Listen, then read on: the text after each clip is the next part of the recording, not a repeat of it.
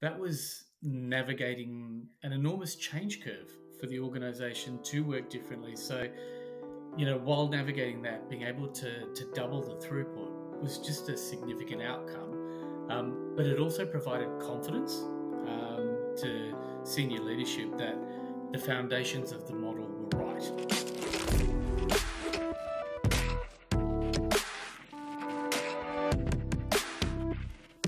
Hey Mark, how are you today? Good, Maria. How you going? How's the week going so far? It's good. And you know what is so amazing? That we are working together again. It feels like a reuniting of, the minds. Yeah. How do you feel about that? It's the same for me. I always knew our paths would cross at some point. I just didn't know when, I didn't know how, but just that opportunity that we had to work together, just like minded individuals, looking for the same purpose, same outcomes. And then, yeah, it was an amazing thing that we did together. And I just knew at some point our paths would cross again.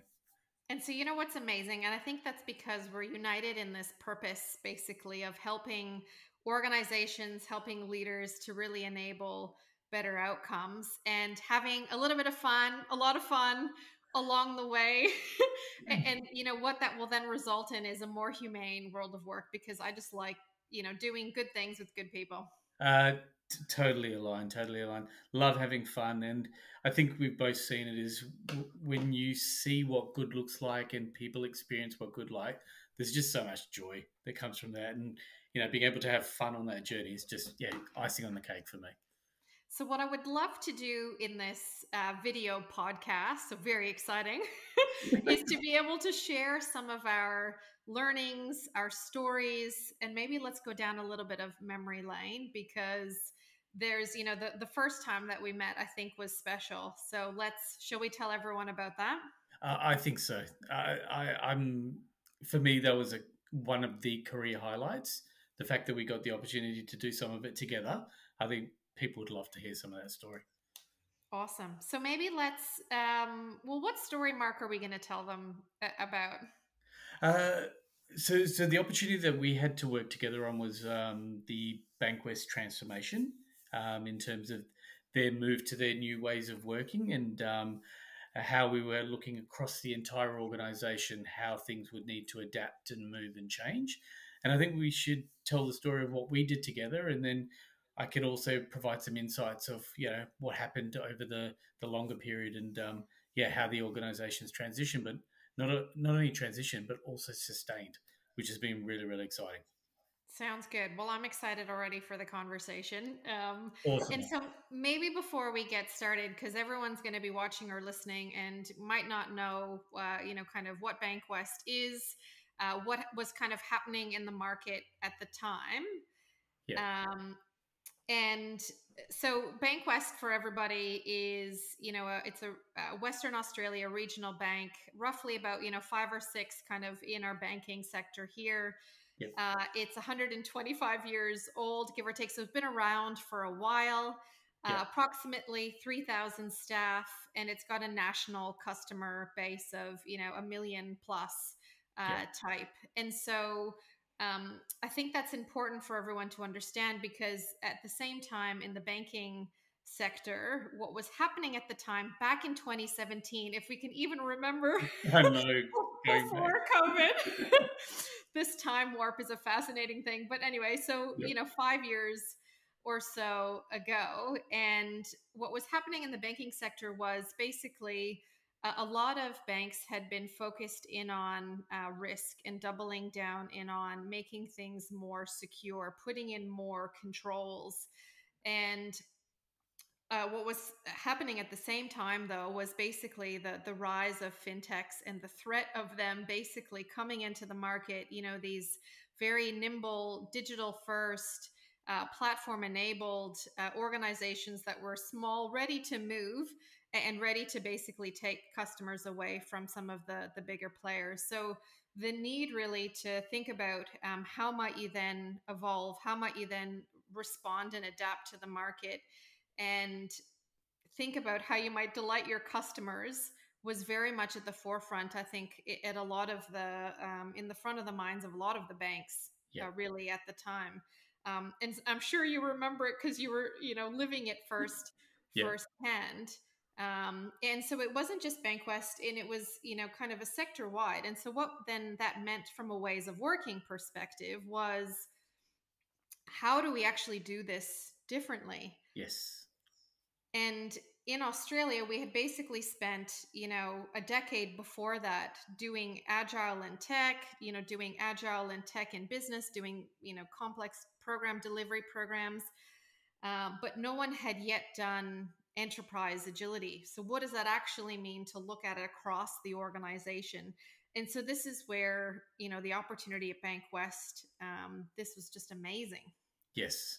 I agree. And some of my reflections there, 125-year-old organization, highly successful. 3,000 staff. It's not a small organization. It's there's significant change associated with 3,000 people, but the ability to reflect on what you just said and then almost challenge themselves around did they want to do more agile tech work, etc., to just deliver more things digitally, or to actually think about being how do these digital native organizations think, operate, set up, etc., was really the catalyst for change. So yeah, very very exciting that the ELT at the time were thinking about that and looking at it that way, and yeah, that was the catalyst for the movement.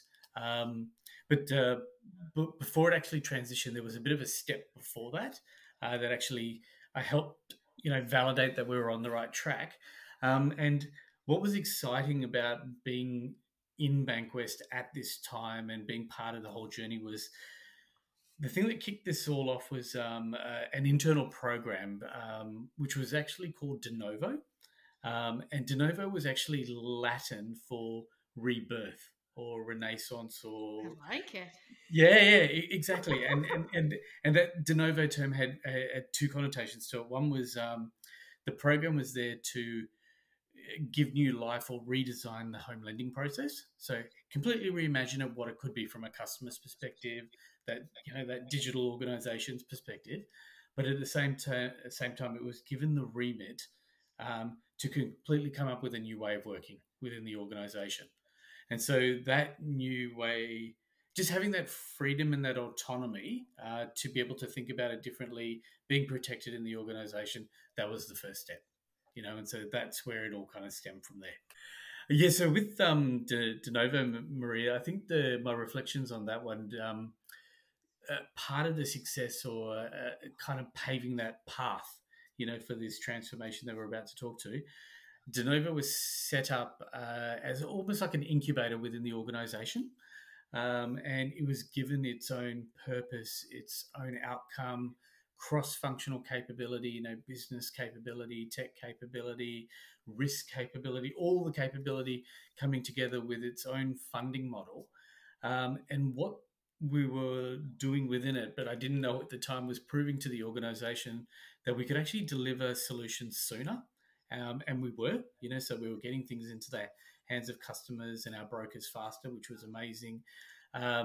We were actually proving out that we could lean out governance at the same time. We built a whole different governance framework in the program, and that led to safer delivery, but the front end teams and the back end teams working together more collaboratively within this governance model. So safer delivery in that regard. And the other thing that I saw later was just the engagement results for people working within the program compared to outside of the program, world class. Like, and it wasn't just like banking comparison; it was like across all industries, world class within the program. So at the time, I didn't realize that all this was accumulating with the ELT. Actually, looking at it and going, we want to scale this.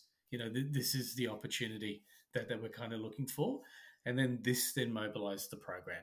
And I think this is the opportunity where our first path started to cross And how in terms of the amazing is program. that test and learn, really, Mark, in that De Novo program? Because I remember back in early 2012 when I heard Bankwest at an Agile Australia conference, and was definitely one of the early adopters exploring with ways of working, way back even then. So to come, that far and then to make this next step, and where we got introduced is just an amazing story for in history that I Yeah, think we can, learn and appreciate from. Um, and so when we then first yeah, started, it was then all around, looking at what does how might we then enable the strategy that Bankwest was then going to set for the next handful of years, and what changes might need to happen in terms of how do we organize the people, how do we organize the work, and what behaviors do we then need to change. Well, some keep obviously yeah. because it's not about throwing the baby out with the bathwater, but what are some of the key things that then need to change in order to unlock that strategy. So how did we get started? What was the method to the madness? Yeah. Well, in terms of our coming together within the program, we got the opportunity to work within a squad, and so there was an element of role modeling. What the future organization would look like, and our squad was the new ways of working squad. So we had the opportunity to work together on developing the brand new enterprise delivery model right across the organization. Um, we were able to redesign the ways of working across all tribes and platforms and squads, and that ultimately led to the playbooks and all those great things that we were able to produce. But our squad was just one squad of a few others, and so what we actually did was, in that coming together, we mobilized the program into the transformation tribe. And so, what we were trying to do at that point as well was this notion of uh, things that were long lasting or going to be there for a little while. How do we set them up as long lasting vehicles within the organization? So, Transformation Tribe we mobilized, and that was then mobilized off the back of our managing director saying, we want to be an agile and responsive organization. And so having that backing and leadership from the top was just the ultimate Well, it, catalyst it for everything unlocked else to kind of flow everything. from there. And it's It the did. thing that was It did. missing in a lot of ways of working changes that had happened before then. Because without that support from the top and then the role modeling, it's just not, you just can't do it. It's just not possible. Or you can do it, but you only get so far. So, yeah, that was a key one. Yeah. And correct, and we had to leverage this opportunity. When you've got the managing director and the ELT all saying yes, this is what we're looking for. Yeah, we as an organisation just rallied behind it. It was really really impressive, and then the transformation tribe stood up. The transformation tribe had a number of squads within there. So there was our squad, the ways of working squad, where, as I kind of mentioned, we were redesigning how we would work differently. We had an operating model squad, and that operating model squad was traditional operating model around people, process, tech. So how would those things kind of come together? I really love that we had a significant move squad. So I talked about de novo and those lessons learned. We were thinking about those next incremental steps, and then underpinning all of this was then culture and leadership squad. What do we need to do with leaders and culture? Our change and communication squad around, we did some amazing things around what we call the drumbeat. How would we maintain that continuity of communication? And then we had an enablement squad across the program, bringing all the pieces together, around dependency management and flow and governance, etc. And what was really, really exciting was we we were using that to role model the new ways of working on a program that was non-tech. So it was the first time the organization was also seeing agile outside of a tech environment. So yeah, lots of firsts that we were kind of working with. I don't know if you had any reflections or Yeah, insights well, I from that as well, remember, Maria. I remember a couple of things. One is the standing beside you or behind you to help get it done. So I think this is where as the organization, as the people going to be living through the change, going through the change, you needed to lead it and own it. This was not something that was going to Yeah, be done to you. So I remember that very distinctly. The second Yeah. one was when we were, initially setting up the transformation tribe to really be that role model. This was about how can we create as much transparency for everybody as possible. So it was Correct. like everyone come out onto the floor back in the days when we were all still in the office. Yep. But like how can we get as much visibility or outputs or the things that we were actually working on to then engage, collaborate, have two-way conversations with people, I thought was just awesome because it started to demystify exactly what was going on. And yeah, and the Agreed. third thing, I think the deliberate choice of language, I think for me was the total unlock in this. And so, Mark, you're going to have to Agreed. explain Blaze, because the use of unique Yeah. language that everyone could then own, and how we kind of crowdsourced it was just amazing. Yeah. And yeah, that's another great reflection was Bankwest made its ways of working its own. And so it took the best bits of whatever was in the industry, but it came together in what Bankwest defined as Bankwest Blaze. And just a small little snippet, interesting piece around even just that name Blaze, that actually came from within the organization. So we actually opened it up to the organization. I think we did it on Yammer, like we We did a did. Yammer I poll, remember. and we said, yeah, and we said we don't want it to be called new ways of working, or those something along those lines. But we said let's give it our own internal name, our own internal brand. And I can't remember who it came up with, but it had all the votes, and it was Blaze, and it was largely driven. Well, it's large connections where the Bankwest branding colours around orange, so you get the orange flame associated with it. But it was also, I think the comment was in there was about we were blazing a path, for the organisation, but not only the organisation, I think for the industry as well. That Absolutely. we wanted to, yeah, pioneer, yeah, and so yeah, so being able to have that come together internally, coupled with our ways of working that we developed, and then yeah, having it as our own thing in Bankwest, I think just came together And really, really so, nicely. I think there was thinking big. There was a bit of design that was done to help understand kind of where we were getting to. The significant move, squad that you mentioned. This was all around how can we take the next best step to start to change. How do Yep. we, live and breathe Blaze? Because it was such a powerful, Yes. powerful word. And how might we then invite Yep. people to go on the journey together, to then be able to deliver outcomes. And so, by all means, I think the other thing I remember was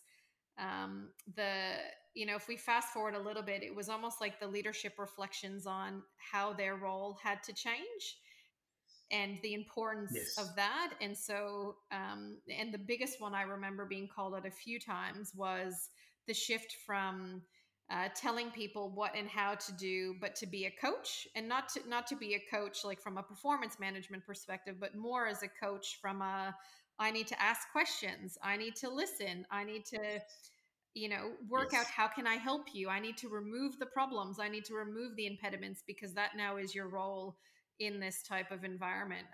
Yeah, it was just amazing to see. Yeah. No, I agree. And I remember Andy Weir, the CIO at the time, we were in the program, and I think we were having some issues around what we could put on the walls because we were trying to be so transparent.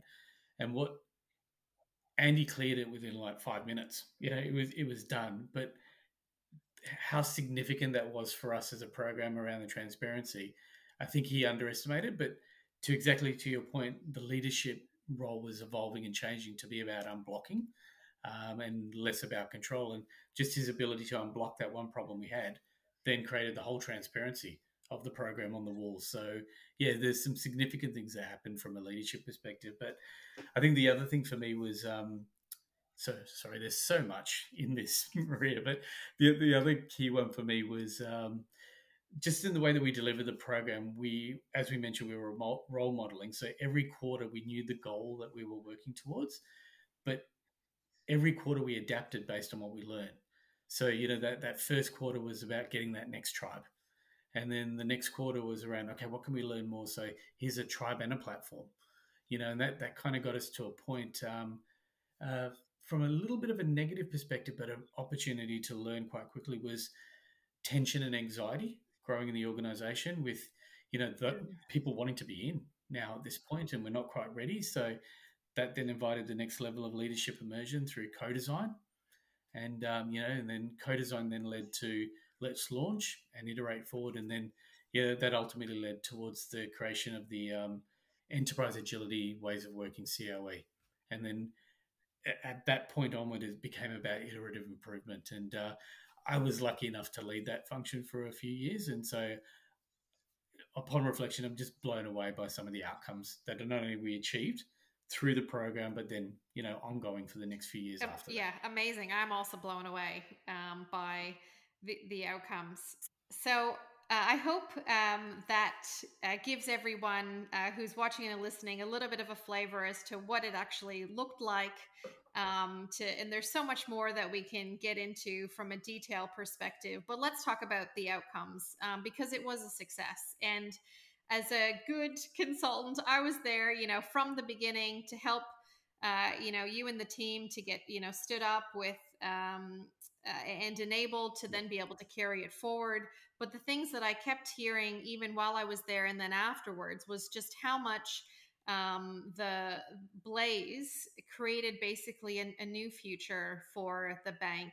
It really allowed those barriers to be broken down, those silos to be busted yeah, for um, everyone to basically to be able to listen and adapt to customer needs, and to really be able to focus on like a clear value proposition for customers because of that shift and because of that orientation. agree. And the key outcome, that you've told me from that is basically in the first 12 months is a doubling of throughput, basically of change. So just think of how amazing, and taking away the waste, the handoffs, the bottlenecks to be able to achieve that, it means that something was really working in there. And that was just the first 12 months. So Mark, tell me what happened after, because you were there for a handful of years, Yeah, after that.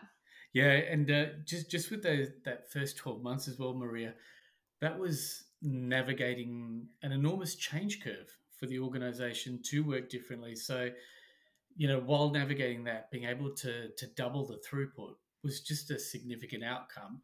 But it also provided confidence to senior leadership that the foundations of the model were right.